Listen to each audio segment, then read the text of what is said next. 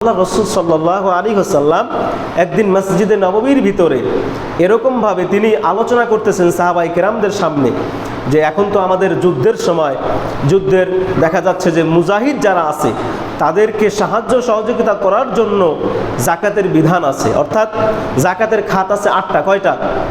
8টা যাকাতের খাত আছে, এর ভিতরে একটা রহিত হয়ে গেছে, বাকি আছে 7টা।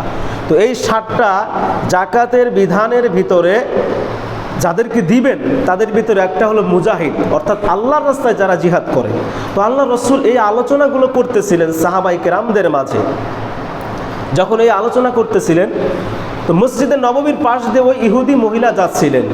ইহুদি মহিলা এই আলোচনাটা শুনছেন যে যাকাত যদি কেউ দেয়, তার নিজের যে মাল আছে সেই মাল থেকে যেই পরিমাণ যাকাত বের হয়েছে এইটা যদি অসহায় মানুষদেরকে দিয়ে দেওয়া হয় তাদের স্বাবলম্বী করার লক্ষ্যে, তাহলে তার ধন সম্পদ কমে না, বরঞ্চ আল্লাহ পাক বৃদ্ধি করে দেয়। বলি সুবহানাল্লাহ।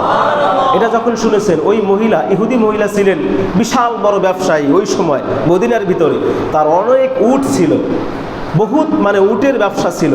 তো এই মহিলা যখন এই আলোচনা শুনছেন, সে বলে যে আমি তো মুসলমান না, আমার আখিরাতের দরকার নাই, যেহেতু মুহাম্মদ সবাই বলি সাল্লাল্লাহু আলাইহি ওয়াসাল্লাম তিনি যেহেতু বলেছেন যে যাকাত দিলে তার ধন সম্পদ বৃদ্ধি হয়ে যায়, তো আমি এই কথার উপরে বিশ্বাস করে আমি আমার সম্পদ থেকে যাকাত দেওয়া শুরু করব।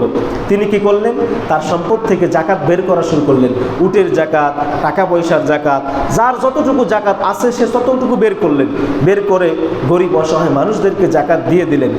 তার যারা কর্মচারী ছিল, তার যারা সহকর্মী ছিল, তারা বলতেছে যে তুমি তো মুসলমান না, তুমি কি ইদানিং মুসলমান হয়ে গেলা নাকি যে তুমি মুসলমানদের মতো যাকাত দেওয়া শুরু করে দিছো?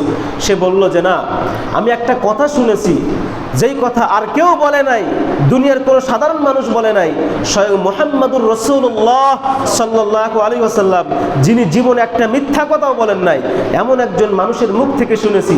সুতরাং আমার বিশ্বাস সে কখনো মিথ্যা বলতে পারে না, এজন্য আমি তার কথার উপরে বিশ্বাস করে আজকে আমি এই বিধানটা চালু করলাম, আমি এটা দিয়ে দিলাম।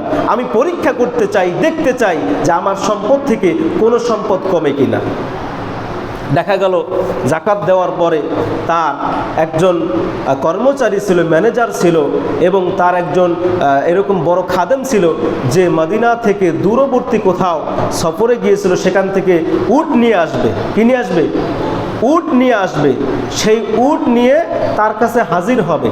তো সেই দিন দেখা গেল যে সবাই আসতেছে খালি হাতে।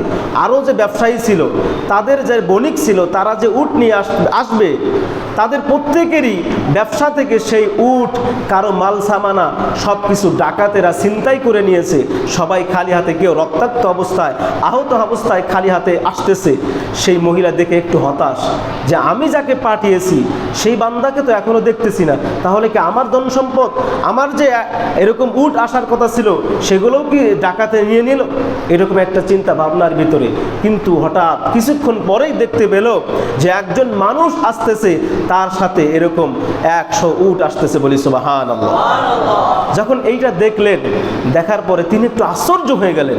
যখন তার সেই বণিক চলে আসলো, আসার পরে তাকে জিজ্ঞাসা করলো যে সবাই তো খালি হাতে আসলো, কেউ রক্তাক্ত অবস্থায়, কেউ আহত অবস্থায়, কারো হাতে কোনো উট নাই, কারো হাতে কোনো মাল সামানা নাই, অথচ তুমি একমাত্র ব্যক্তি, তুমি 100 উট একদম অক্ষত অবস্থায় নিয়ে এসেছো, তোমার গায়ে কোনো আঘাতের চিহ্ন নাই, আমার উটদের গায়ে কোনো আঘাতের চিহ্ন নাই, কারণটা কি? তখন বলল যে দেখেন, আমার যে এই যে উটগুলো নিয়ে আসতেছিলাম, এই উটের যে সর্দার উট যে সামনে আছে, হঠাৎ কিছু দূর আসার পরে এই উটটা হোঁচট খেয়ে পড়ে গেল, একটা পাথরের সাথে লেগে হোঁচট খেয়ে পড়ে গেল। পড়ে যাওয়ার সাথে সাথে এই উটকে অনুসরণ করে পিছনের যে বাকি 99টা উট ছিল সকলেই সেখানে বসে যায়। বলি সুবহানাল্লাহ।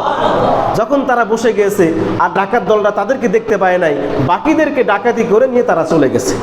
এরপরে তারা আবার সেখান থেকে উঠে এসেছে, ওই মহিলা তখন বললেন যে দেখো, এটা তোমার উটের কোনো কারামতি না, এটা স্বয়ং মুহাম্মদুর রাসূলুল্লাহ সাল্লাল্লাহু আলাইহি ওয়াসাল্লামের খোদা আল্লাহ, তার একটা বিধান আছে যাকাত দেওয়া, সেই বিধান আমি তার রসুলের মুখ থেকে শুনে আদায় করার কারণে আল্লাহ পাক রব্বুল আলামিন আমার এই সম্পদ রক্ষা করেছে, বলি সুবহানাল্লাহ। সুতরাং তার কথা যদি এইটা যেমন সত্যি হয়ে গেছে, সুতরাং তিনি মুহাম্মদুর রাসূলুল্লাহ, তিনি যেই কথা বলেন যে কালিমা যে পড়বে, শাহাদত যে পড়বে এবং নসিব করবে, ওই ব্যক্তিটার জন্য জান্নাত ওয়াজিব হয়ে যাবে। সুতরাং আমি আর বেঈমান থাকতে চাই না, আমি এখনই মুসলমান হয়ে গেলাম, বলি আল্লাহু আকবার। তাহলে জাকাত দেওয়া একজন ইহুদি মহিলা তার ধন সম্পদ থেকে জাকাত দেওয়ার কারণে তার সম্পদ বৃদ্ধি পাইছে না কমছে? সবাই বলেন, বৃদ্ধি না কমছে? বৃদ্ধি পেয়েছে।